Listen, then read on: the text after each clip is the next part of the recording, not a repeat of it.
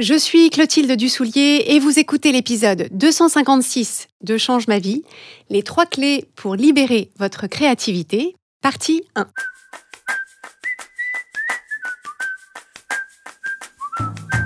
Bienvenue sur Change ma vie, outils pour l'esprit. Je suis Clotilde Dussoulier, je suis entrepreneur et master coach certifié et sur ce podcast, je vous livre chaque semaine des outils précis et concrets pour comprendre les mécanismes de votre cerveau et de vos émotions et construire exactement la vie à laquelle vous aspirez. Alors, cette semaine, nous allons parler d'une des choses les plus importantes de l'existence de l'être humain, l'un des moteurs les plus puissants de notre épanouissement et de notre accomplissement, l'une des sources de joie et de satisfaction les plus intenses qui soient, j'ai nommé la créativité. Alors je crois fondamentalement que l'être humain est fait pour créer et que rien n'est plus déterminant pour son équilibre, l'équilibre de l'être humain, pour son bien-être, que de créer.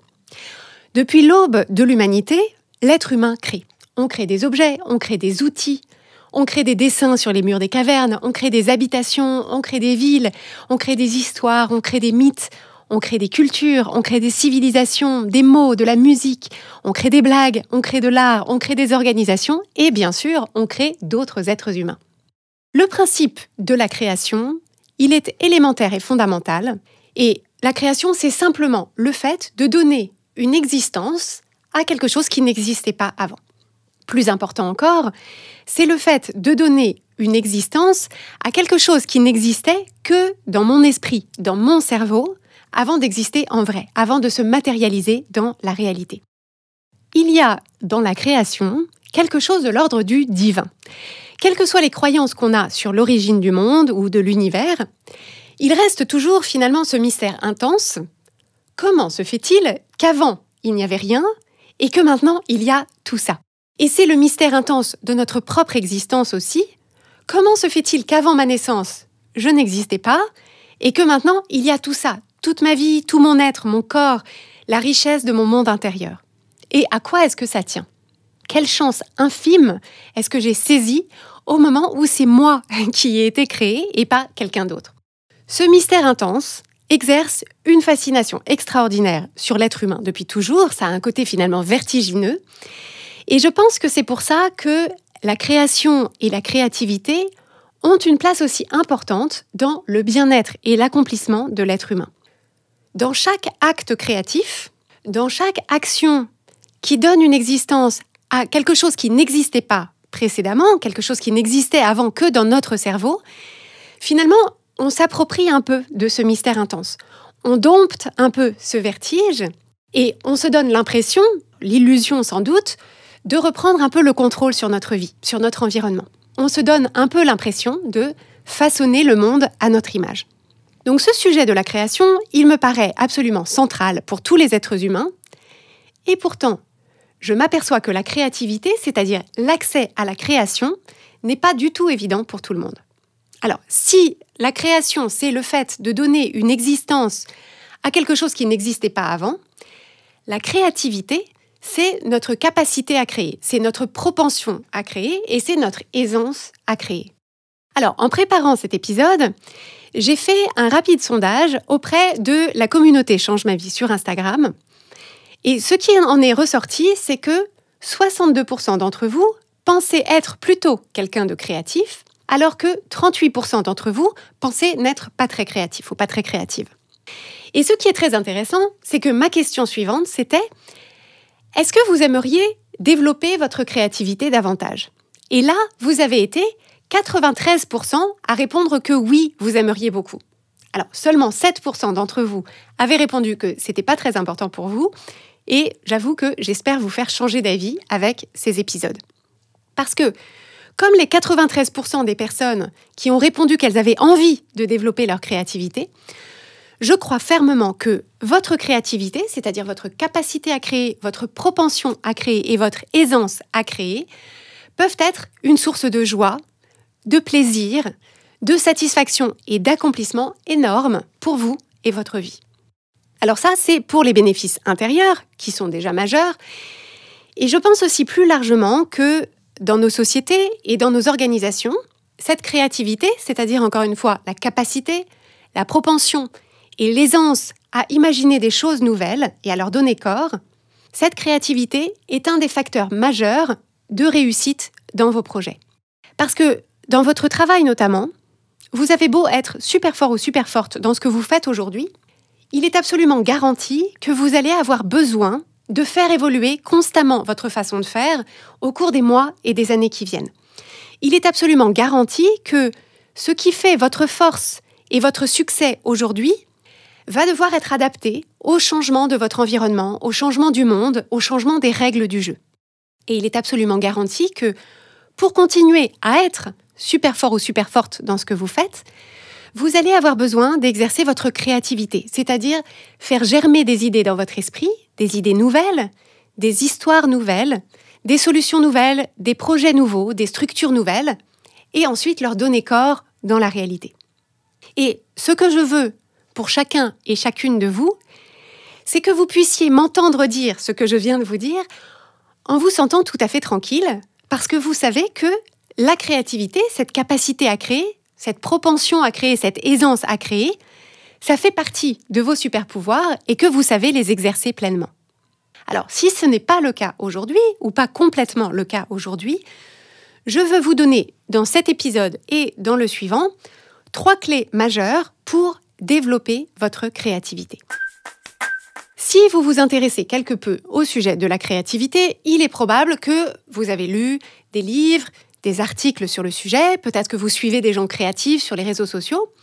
Et donc, si c'est le cas, il est probable que vous avez récolté pas mal de conseils tactiques. Donc, quoi faire et comment faire pour avoir de l'inspiration, pour mettre en place peut-être une routine créative, quels outils utiliser, quel matériel, etc. Tous ces conseils sont absolument valables, sont intéressants et sans aucun doute, c'est très utile de s'intéresser à ce que font les autres et comment font les autres pour vous donner des idées et des conseils. Mais, comme je vous l'expliquais dans l'épisode 173 de Change ma vie qui s'appelle « Les conseils ne servent à rien », eh bien, les conseils ne servent à rien. Les conseils ne servent à rien dans le sens où ce que vous faites, c'est-à-dire vos actions, n'auront de résultat que dans la limite de votre état d'esprit au moment d'entreprendre ces actions. Ce que je veux dire par là, c'est que, avant de vous intéresser à ce que vous pourriez faire pour développer votre créativité, il est impératif de vous poser des questions sur votre système de pensée, sur vos croyances au sujet de la créativité et de votre créativité, parce que ce sont ces pensées et ces croyances qui créeront soit un terreau fertile pour que ces actions fleurissent, soit les boues d'épuration toxiques dans lesquelles rien ne pourra pousser.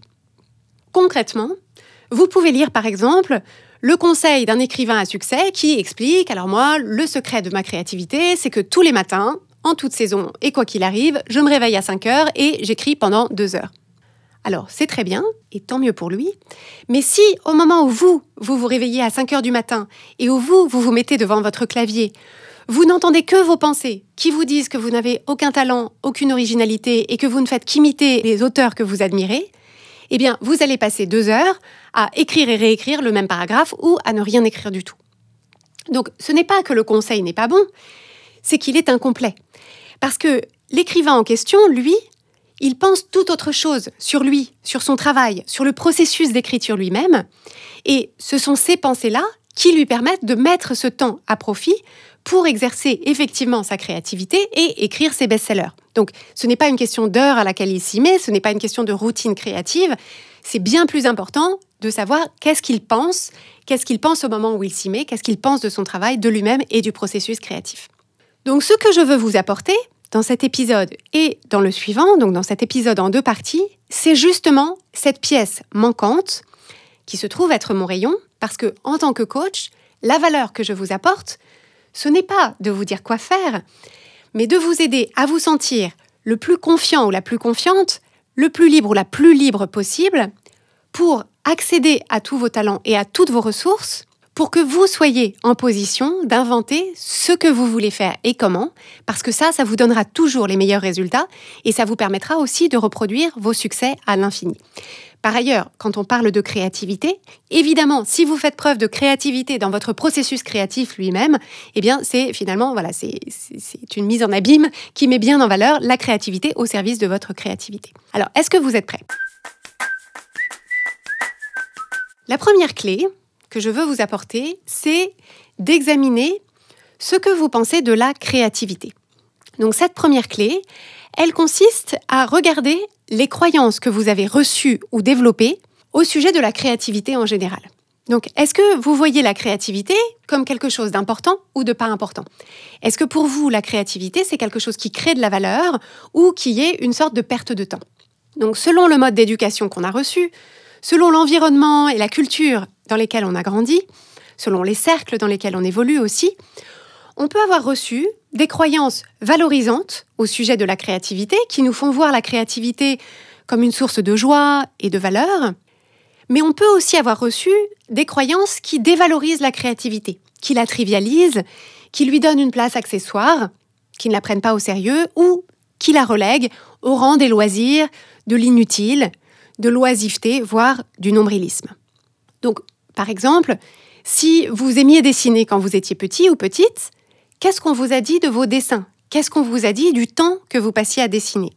Est-ce qu'on a pris le temps de regarder avec vous ce que vous faisiez ? Est-ce qu'on vous a encouragé dans ce mode de créativité ? Est-ce qu'on vous a proposé d'emprunter des livres à la bibliothèque pour développer vos techniques ? Ou est-ce qu'on vous a houspillé parce que vous utilisiez trop de papier, parce que vous étiez sur la table de la cuisine et qu'on allait bientôt dîner, parce qu'il y avait vos devoirs à faire et que dessinateur de BD, c'est pas une carrière ? Donc, est-ce que vous pensez que la créativité a une valeur en soi pour la personne qui l'exerce, ou est-ce que pour vous, ça n'a de valeur que si ça aboutit à quelque chose de concret, quelque chose de productif et qui serait validé par les autres ? Si on reprend l'exemple du dessin, c'est vraiment précieux à examiner, c'est est-ce que vous trouvez que le temps que vous passez à dessiner est bien investi si vous trouvez que votre dessin est beau et qu'on vous dit qu'effectivement, qu'on vous fait des compliments sur ce dessin, mais est-ce que, à l'inverse, vous trouvez que le temps n'est pas bien investi si vous n'êtes pas contente du résultat ou si votre entourage n'est pas spécialement admiratif ? Est-ce que à ce moment-là, vous estimez que vous avez perdu votre temps et que vous avez gâché votre énergie ?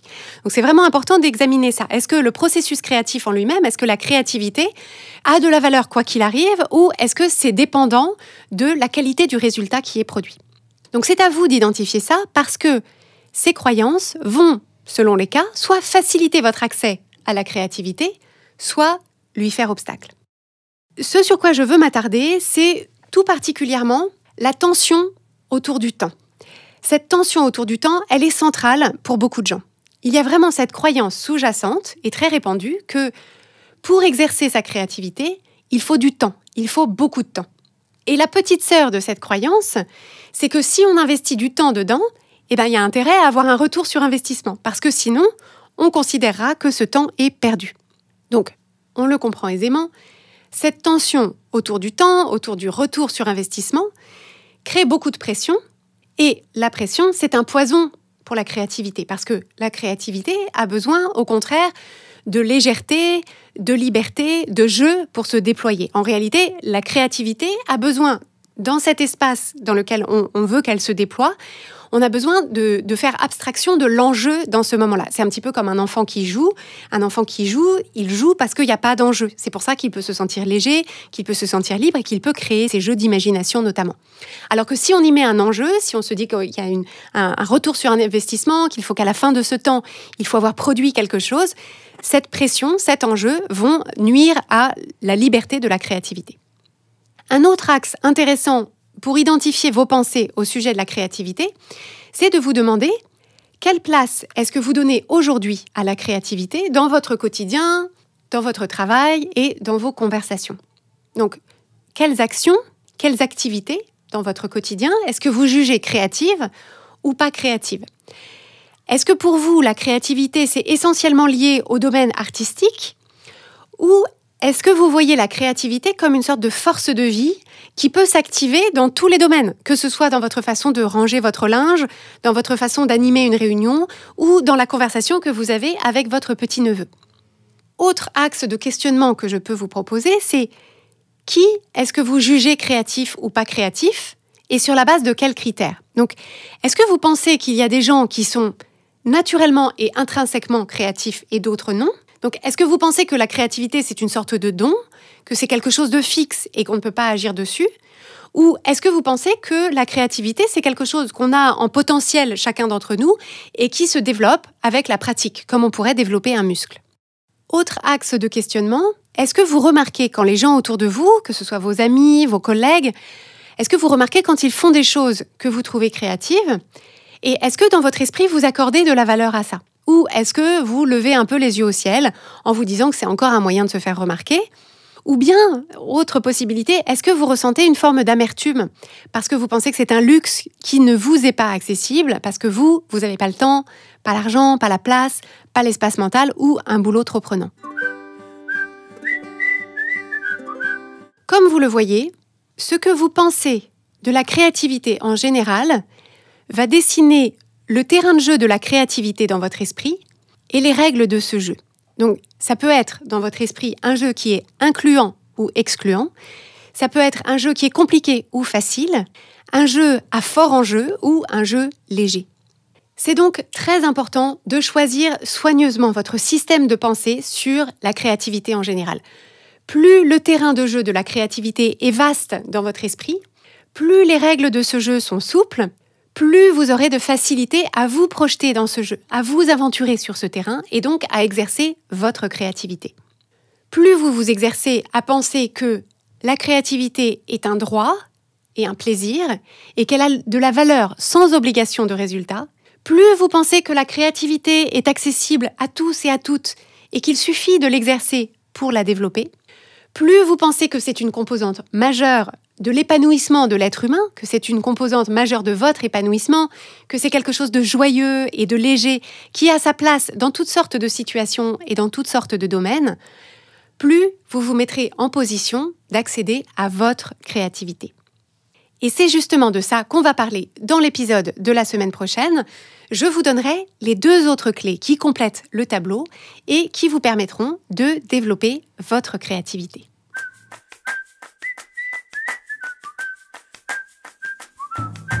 Si vous aimez Change ma vie, vous allez adorer Change ma vie mode d'emploi. Change ma vie mode d'emploi, c'est le programme de coaching qui va vous donner des ailes pour atteindre tous vos objectifs de vie. Grâce à notre méthodologie unique, nous allons vous guider pas à pas pour développer la vision riche et vivante de ce que vous voulez. Nous allons vous aider à trouver la clarté sur la façon la plus simple et la plus directe de l'obtenir, et nous allons vous apprendre à soutenir votre élan tout du long en surmontant les obstacles avec confiance pour vous sentir avancer tous les jours vers la vie à laquelle vous aspirez. Si vous écoutez Change ma vie, c'est que vous savez que vous avez une vie extraordinaire à vivre. Une vie qui a du sens et un impact, et c'est notre mission et notre passion de vous y aider. Je vous donne donc rendez-vous dès aujourd'hui sur changemavie.com/coaching pour avoir toutes les informations.